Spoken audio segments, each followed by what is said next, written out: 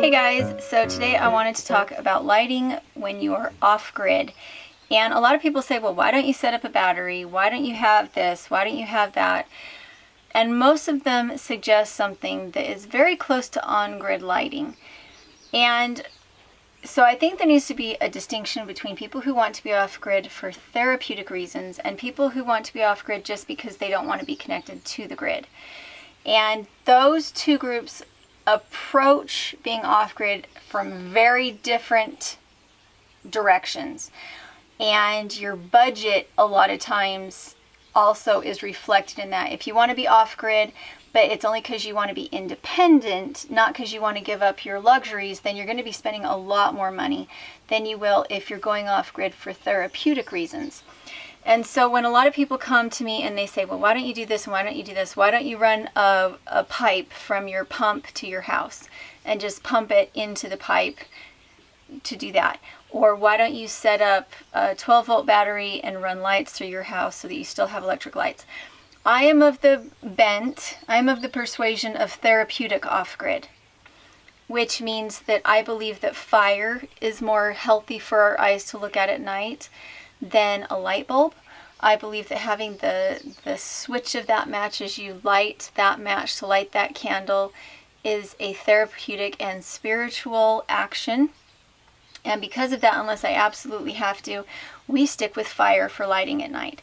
And I wanted to show you some of my favorite tools. I've shown you these before, but having done this for a year now, I kind of wanted to show you the progression that we made and why we have chosen the tools that we do and why we have gotten rid of some of our lighting tools.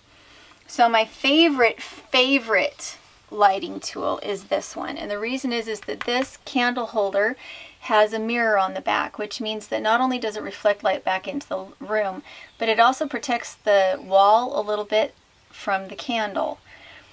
Sometimes candles will tip while they're getting set up, and it just makes me feel much more secure to have something behind the candle on the wall. And I do have some candle holders that sit on the wall very similar to that one, but it just holds the candle, and I don't like those as well. I definitely feel more secure with something behind it. The other thing that you want to do when you're using candles is you want something on the ceiling over the top of the candle if you have it on the wall. This is something that my dad had suggested, going to a secondhand store and getting some kind of fancy serving tray. This cost me $1.95. In other places in my house, all I've done is cut tin out and put that over the top of candles on the ceiling to protect the ceiling from the heat of the candle.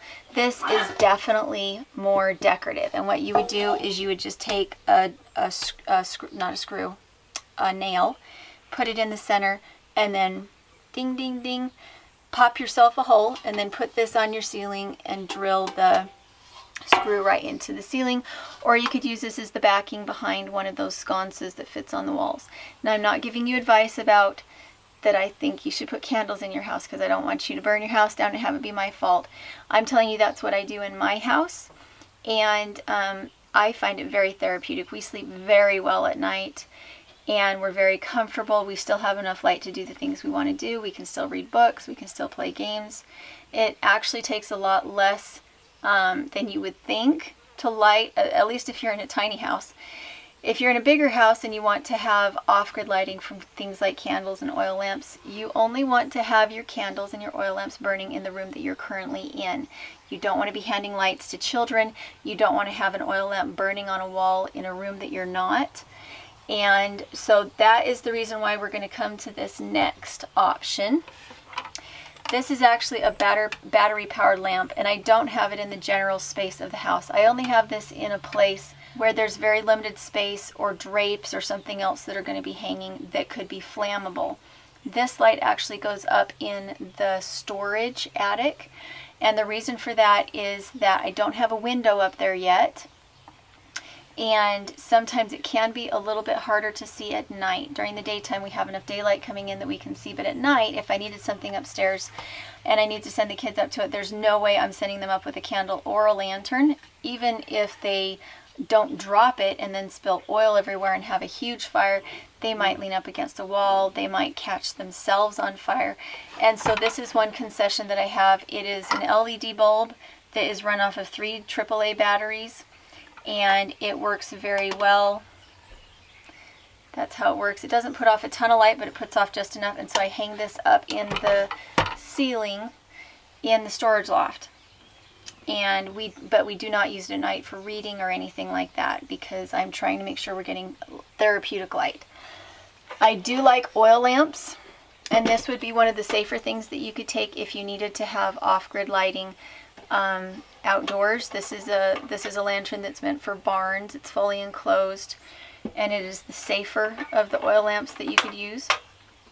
It has this protection around it, this little bit of wire around it to protect the glass, and everything is tight here in the bottom. So if you dropped it, there would be much less chance of a conflagration. So I really like these. The reason I don't have the propane lights anymore is that the mantles are carcinogenic, and I don't want to have that in my house. And even though it worked, it meant that I was always having the canisters that were running out. It didn't really make me feel safe to have it hooked up to a 5-gallon propane tank, so I was just using the small ones, and those are quite expensive. They don't last very long, and it turns out I just really like the light of candles. You can find candles a lot of times at secondhand stores for 10 cents a piece. Sometimes you can find them for less expensive than that, and they are my favorite. They are my go-to light here in the house. Again, I don't have candles going in the house when the children are here by themselves. If I'm going outside and there's, well, I don't light candles until I'm inside for the night, I guess is the best way to say that. I don't run out and do chores with candles going.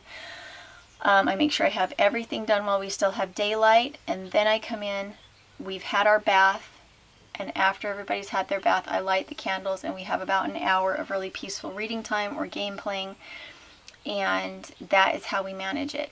So those are some options. I'm not saying that the propane light attachments are terrible, but I feel like we have enough nasty in the world that I don't want to deal with the mantles, and I don't want to deal with the canisters, and I wasn't as calm with those in the house as I am.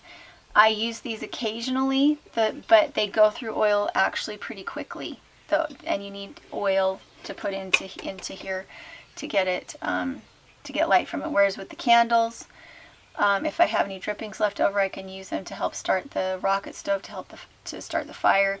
And so I feel like every part of them gets used up. I like the light. I like that it's friendly, and it's the one I trust the most as far as easier to train my children to be safe around them. So those are my tips for lighting for now.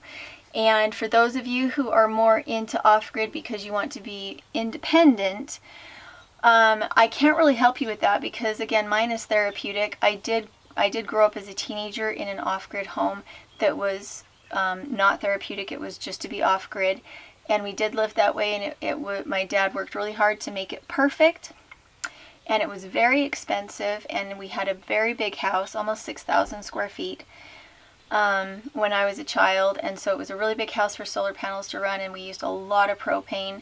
So even if you're going off-grid for the sake of going off-grid and being independent, I would highly recommend keeping your house small, keeping your freezer small, keeping your fridge small, and seeing what you can do to conserve that energy, because it costs a lot of money to use those alternative energy sources when you're off-grid.